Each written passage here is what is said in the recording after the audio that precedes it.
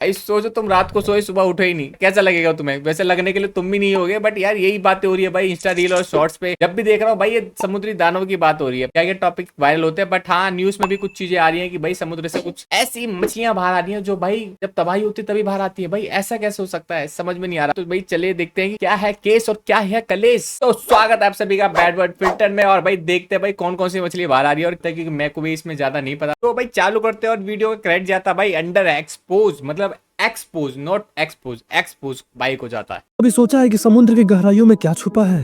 वहाँ नहीं। ऐसी रहस्यमय शक्तियां हैं जिनके बारे में हम सिर्फ कल्पना कर सकते हैं।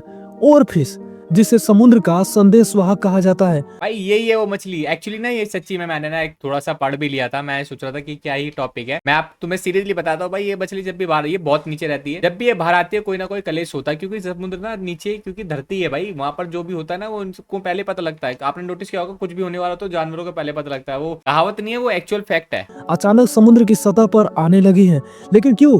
क्या ये सिर्फ भाई ये मछली थी, क्या था एक ओ संयोग भाई साहब, ये क्या चीज है? है, या फिर ये किसी बड़े खतरे की चेतावनी है? और अगर ये सच है तो क्या ये संकेत हमें किसी भयंकर आपदा के करीब होने का संदेश दे रहा है? आज हम आपको बताएंगे कि कैसे ये ओरफिश और लेवाइथन नामक रहस्यमय जीव एक साथ आकर पृथ्वी पर डूम्सडे की शुरुआत कर सकते हैं। डूम्सडे, हाँ भाई हाँ, ये मछली दिखती है तो इसको डूम्सडे बोला जाता है, क्योंकि ये पता है क्या है, ये जब भी दिखे, जब भी भाई भूकंप सुनामी आई है भाई, नसूम है बच्ची। ये सिर्फ एक कहानी ही नहीं बल्कि एक कड़वी सच्चाई भी हो सकती है। तो चलिए चलते हैं समुद्र के एक असीम सफर पर, जहाँ पर देखते हैं कि लेवाइथन क्या सच में समुद्र के अंदर अभी सोया हुआ है और वो अब जागना चाहता है। सबसे पहला क्वेश्चन ये रहा है कि समुद्र की गहराइयों में ऐसा क्या है जिससे ओरफिश घबरा कर सतह पर आ रही है।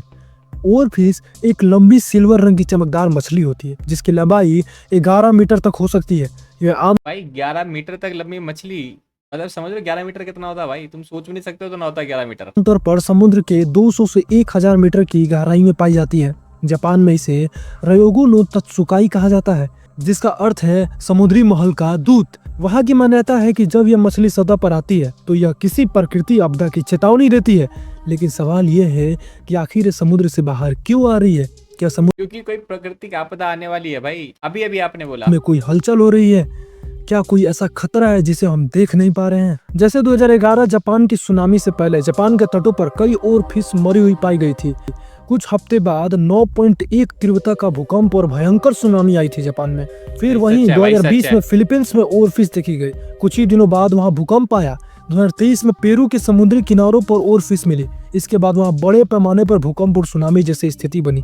तो क्या ये फिर से कोई एक भयंकर आपदा का संकेत है, या फिर कोई ऐसा जीव है जो लगातार 10 सालों से संकेत दे रहा है कि वो जागने वाला है? सबसे पहले जानते हैं कि आखिर ये लेवाइथन है क्या। तो लेवाइथन एक पौराणिक समुद्री दैत्य है जिसका जिक्र बाइबल, यहूदी ग्रंथ और अन्य प्राचीन कथाओं में मिलता है।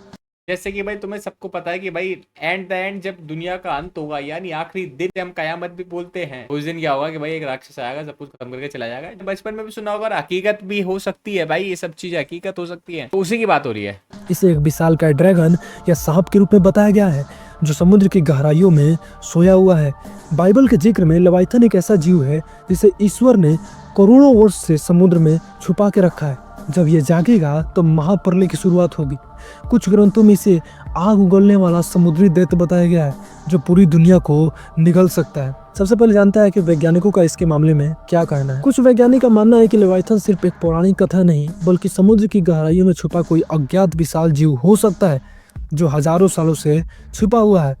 हालांकि वैज्ञानिक अभी भी लगे हुए हैं समुद्र के बारे में खोजने के, समुद्र में कौन कौन से। और तो भाई सबसे इम्पोर्टेंट आपको पता ही होगा भाई, हम चांद पे जा चुके हैं भाई, चांद पे बंदे रुक के आ गए भाई। अभी सुनीता विलियम्स वापस आ गई हैं, वो लगभग मुझे आइडिया नहीं है भाई 9 महीने से फंसी हुई है, वो वापस आ गई है। बट हमने सिर्फ और सिर्फ समुद्र में 5% से भी कम ही एक्सप्लोर किया है। सोचो 100 में से 5% ही एक्सप्लोर किया है। हमने तो कुछ देखा ही नहीं है, हमें तो ये भी नहीं पता। और उस 5% जितनी मछलियां देखी हैं, वो जितनी भी फिश वगैरह जो भी हमने देखा है, वो उस 5% में ही है। 95 में हमें ये तक नहीं पता कि है क्या। बहुत से जानवर तो हमें आज तक नहीं पता कि उसमें है क्या। भाई हम काफी पीछे हैं यार।